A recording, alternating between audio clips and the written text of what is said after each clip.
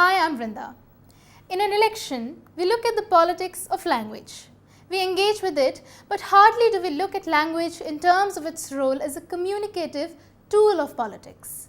Why are we not talking about language at this time? At this point in our electoral process, when the diversity of languages in our country is brought to the fore like none other. When leaders from the north go to the south, think of the patient audiences in those rallies who spend double the time sitting through these addresses, listen to the entire speeches via translators, and yet continue to cheer for their leaders. It would have done us all some good if leaders from the south came to the northern states and with the help of translators taught the Hindi hinterland some political and linguistic patience and gave them some idea of what the political flavor and fervor in the south looks like. Because if you think about it, it's a mystery as to why leaders with mass popularity in the south hardly ever step into political campaigning in the north. A leader from the north has access to the minds and lives of the voters in Tamil Nadu or Telangana or Kerala. But people like Stalin, Siddaramaiah, Pinarayi Vijayan or Jagan Mohan Reddy don't come to campaign in Uttar Pradesh or Bihar. They're also part of the India alliance, but you won't see them speaking in Lucknow or Patna the way they will in the south or the way leaders from the north will do in those same southern states. The facility of translators is available to all and is available in northern India as well. It's not as if Hindi-speaking translators can't be arranged for in Araria, but you don't see that happening. The linguistic diversity of our country shines through beautifully in an exercise as large as the general elections. But it is pertinent to pay attention to these details too. Today in Vox Vrinda, we will look at this interaction between different languages and how leaders and translators wade through the sparkly waters of linguistic diversity. Owing to my own linguistic limitations, this episode will focus on Hindi-speaking politicians only. What you see on a news channel or see getting reported in the newspaper is often just a small portion of the speaker's address. This is what we call a bite. But a lot is happening on stage that just gets lost in the process of editing. It also takes away the humanity of the electoral process. These are, after all, real people with everyday common struggles, and language is one field which becomes bumpy for them when they move out of their linguistic zones. When someone is addressing hundreds of people like this, as it is, it itself, it is an impediment since the only feedback you get is by way of the audience's excitement. A dull audience can suck the energy out of a program, but an excited audience can charge up a party's social media for days. The translator doesn't only have to translate the speech of the speaker, but also the tone and tenor, the excitement of the speech. There is the risk of the entire speech falling flat and the whole rally can turn into a flop show. So in a way, the translator becomes the reason for a bilingual rally's success. And it isn't just the translator's interaction with the audience that matters. Very often it is the communication between the speaker and the translator that makes it click. While listening to politicians speaking in the south or in the northeast, we found many instances where the translators found themselves to be caught in a tight spot, but it was the communication between the politician and the translator that helped them work through it. Look at this interaction between Priyanka Gandhi and her translator in Bengaluru. Priyanka was speaking in fairly long sentences which would not have been easy for the translator. But at one point, when the translator seemed to be fumbling in her translation, Priyanka asks her to come and stand next to her on the stage and repeats the sentences for her.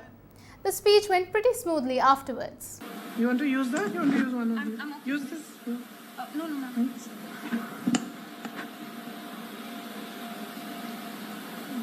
Okay. Go ahead. You want me to repeat? Yes, one line. मैं कह रही थी कि आपको Superman की image दिखाई गई, लेकिन मिले आपको महंगाई मैन जिन्होंने सिर्फ आपकी महंगाइयां बढ़ाई. ನಿಮ್ಮೆಲ್ಲರ ಮುಂದೆ ಸೂಪರ್ ಮ್ಯಾನ್ ತರ ಏನಂತೀನಿ ಬಂದ್ ನಿಂತ್ಕೊಂಡ್ರು, ಆದ್ರೆ ನಿಜಾಂಶ ಏನಂದ್ರೆ ಅವ್ರ ಸೂಪರ್ ಮ್ಯಾನ್ ಅಲ್ಲ, ಅವ್ರ ಬೆಲೆ ಏರಿಕೆ ಅಥವಾ ಮೆಹಂಗಾಯಿ ಮ್ಯಾನ್ ಆಗಿ ನಿಂತಿದ್ದಾರೆ ನಿಮ್ಮೆಲ್ಲರ ಮುಂದೆ.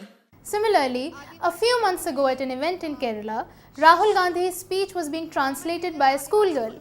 She got nervous and forgot her lines, but Rahul encouraged her, praised her and summarized his speech for her. Death of ഒരു വയസ്സിൽ താഴെയുള്ള കുട്ടികളുടെ മരണത്തിന് കാരണമാകുന്നത് Don't worry, relax.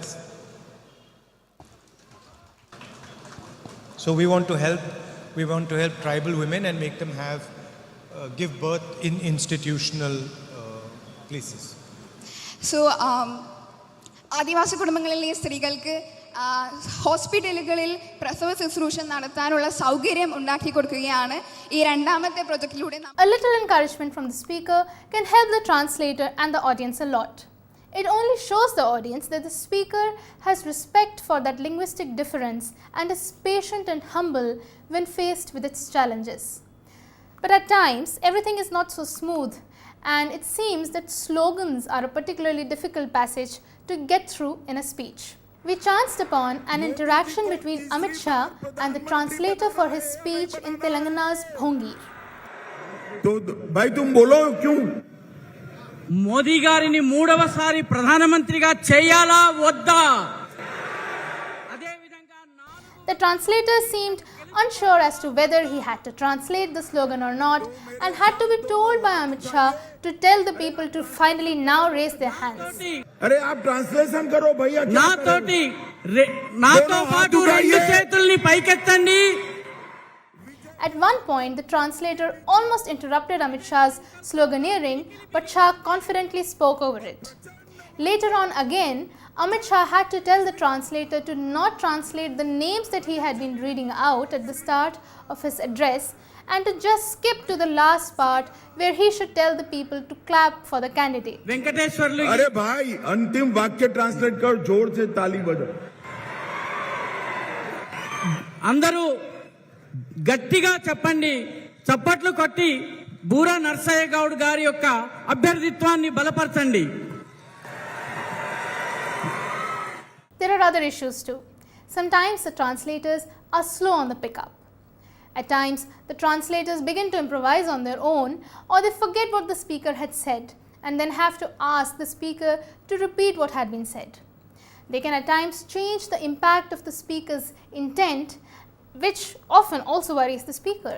Rahul Gandhi himself faced such an experience once where the translator had a tough time communicating his speech to the audience.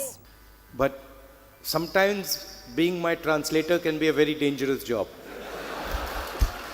Like just now in Telangana, in one of the speeches, the translator got into a lot of trouble. I was saying something and then he was saying something else.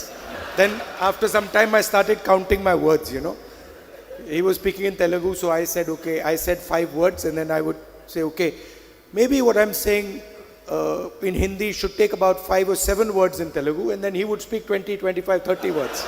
Then sometimes I would say something that is quite boring and the crowd would jump very excited, and then I would say something exciting and the crowd would keep quiet. And at the same time, I cannot get angry, so I have to smile all the time. Being a translator is not easy. In our job as journalists, we are constantly translating speeches and texts from Hindi to English or vice versa. At times, someone has to work as a bridge between us and translate, say, a Bangla or a Marathi speech into English that we will then translate into Hindi for our show. And so you cannot imagine that the translator is under any less pressure than anybody else, more so when facing crowds of hundreds and are being telecasted live on TV screens across the country. And indeed, there are moments when the speaker gets so impressed with their translator that they praise them on stage and ask them to translate it for the audience as well. Translating speeches in a situation like this is not an easy task. ഇതേപോലുള്ള അവസ്ഥയിൽ speech തർജ്ജമം ചെയ്യുന്നത് കുറച്ച് ബുദ്ധിമുട്ടുള്ള ഒരു പരിപാടി. And I think you did a very good job translating. Thank you, sir. No, translate. So ഞാൻ ഇത് നന്നായിട്ട് ചെയ്തു എന്ന് ശ്രീ രാഹുൽ ഗാന്ധി സാർ വിശ്വസിക്കുന്നു. And I'm so thankful. Thank you. Thank you, sir. And so you see that an election is not merely a political exercise. It also reveals to us the miracle of our diversities, the intricate processes that make our political and social life possible. But while you notice these little beauties, also ask yourself how you interact with these differences. How are you responding to them, and do you see any attempts around you being made to accommodate and bridge them? Till next time, this is Vox Vrinda.